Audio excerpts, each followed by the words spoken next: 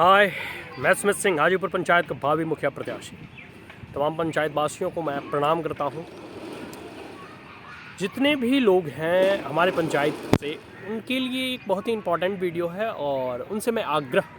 करना चाहता हूं, अनुनय विनय करना चाहता हूं, प्रार्थना करना चाहता हूं कि ऐसे करप्ट मुखिया, पंच, सरपंच, उपपंच, उपमुखिया का चुनाव ना करें जो काम के बदले में पैसा लेता। चाहे आपको जन्म पत्री बनवाना हो, मृत्यु प्रमाण पत्र बनवाना हो, वोटर आई कार्ड से संबंधित कोई कार्य करने हो, कोई भी, चाहे राशन कार्ड बनाना हो, कोई भी ऐसे सरकारी कार्य जिसके लिए जो कह सकते हो वर्तमान मुखिया है या फिर वर्तमान सरपंच है,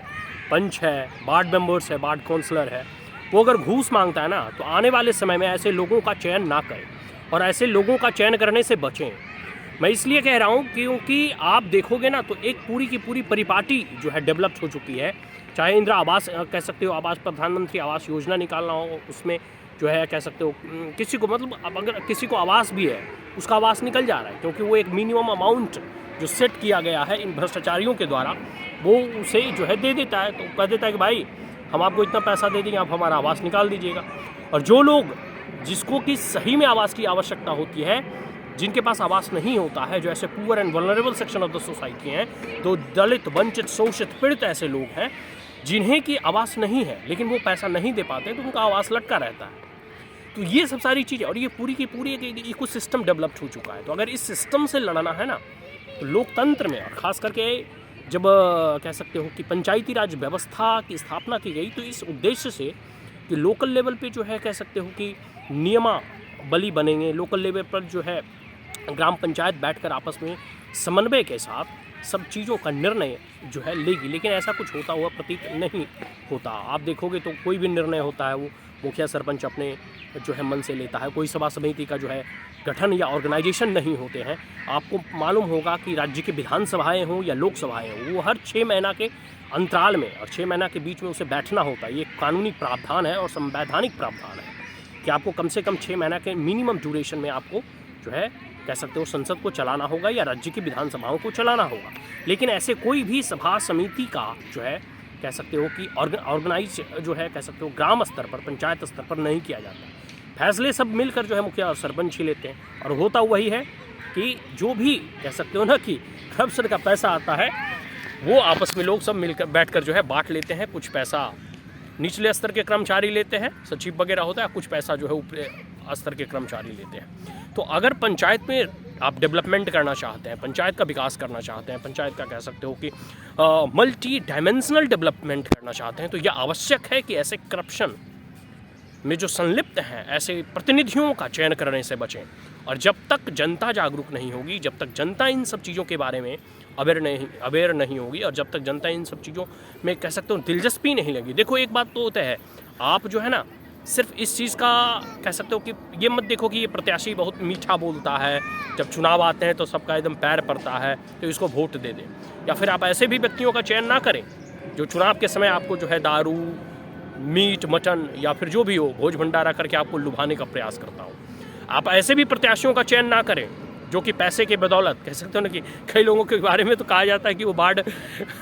मेंबर का चुनाव जीतने के लिए 50-50 हज़ार बांट देता है। तो ऐसे जो देखो, जो प्रत्याशी पैसा बांटेगा वो आने के बाद आपसे ही पैसा तसीलेगा, आपसे ही पैसा वसूलेगा। आने के बाद, जीतने के बाद जो है वो आपसे ही, जैसे लेटरिंग निकलवाना हो, आवास निकलवाना हो, जन्म प्रमाण पत्र बनवाना हो, मृत्यु प्रमाण पत्र बनवाना हो, कोई अदर जो है आवासीय बनवाना हो या कोई भी अदर सरकारी डॉक्यूमेंट्स बनवाने हो, तो इन सब, जब ये लोग प्रतिनिधि अगर पैसे बांट कर जो है चुनाव में जीतेंगे, तो जीतने के बाद ये आपसे ही पैसे वसूलेंगे। तो ये जरूरी है कि ऐसे प्रतिनिधियों का आप चयन ना करें और ऐसे प्रतिनिधियों का चयन करने से बचें। अगर आपको जो लगता है कि हमारा कार्य जो है बिना किसी घूस दिए, बिना किसी पैसा दिए हो, तो इसके लिए आवश्यक है कि आप भी जब आप वोट करने जाते हैं, आप भी जब आप प्रतिनिधियों का जब चुनाव होता है या जब चुनाव आता है, तो किसी भी प्रकार के इस लोक लुभावनी बातों से बचें। जो तार्किक कैंडिडेट होगा वो इन प्रकार की जो कह सकते हो ना कि मल प्रैक्टिसेस को अवॉइड करेगा। और सबसे बड़ी बात है, जिन्हें अपने पंचायत के डेवलपमेंट में दिलचस्पी है, जिसे अपने कह सकते हो कि समाज और अपने गांव, अपने पूरे के पूरे लोकेलिटी और अपने मोहल्ले, अपने कस्बे की उन्नति और प्रगति पर थोड़ा सा भी कह सकते हो कि अगर वो ध्यान केंद्रित करते हैं तो इन सब चीज़ों से वो पार पा जाएंगे। और थोड़ा कह सकते हो ना कि संकीर्ण मानसिकता से ऊपर उठकर, निजी विकास से ऊपर उठकर समाज के विकास की ओर अगर आप ध्यान देना चाहते हैं तो ये आवश्यक है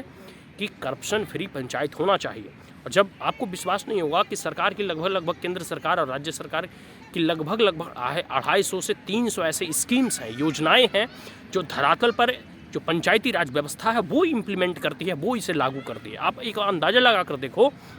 कि केंद्र और राज्य सरकार की 250 से 300 ऐसी स्कीमें जो हैं वो कह सकते हो लोकल लेवल पे जो है उसे धरातल पर उतारा जाता है, या फिर उसकी अगर कोई इम्प्लीमेंटिंग बॉडी है तो वह है पंचायती राज व्यवस्था। और अगर पंचायती राज व्यवस्था करप्ट हो जाए, उसमें अगर भ्रष्टाचार जो है कह सकते हो कि सम्मिलित हो जाए, तो पूरा का पूरा जो है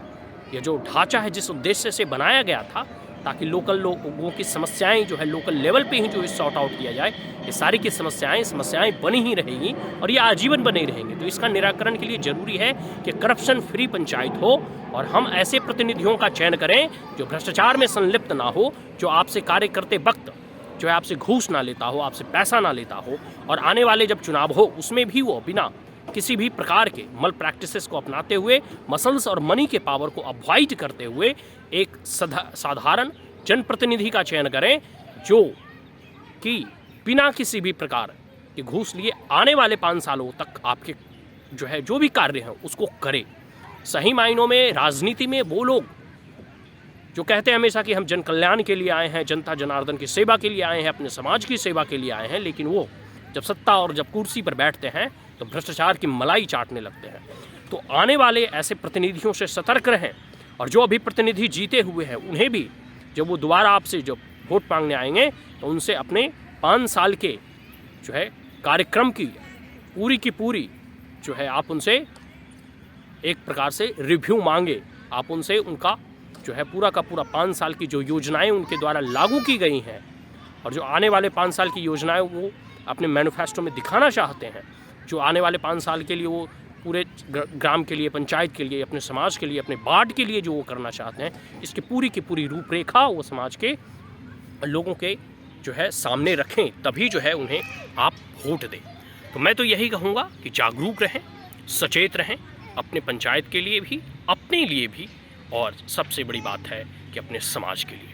आज के लिए इतना ही। जय हिंद। मैं सुमित सिंह, मैं पार्शलीगंज नवादा बिहार से, हाजीपुर पंचायत।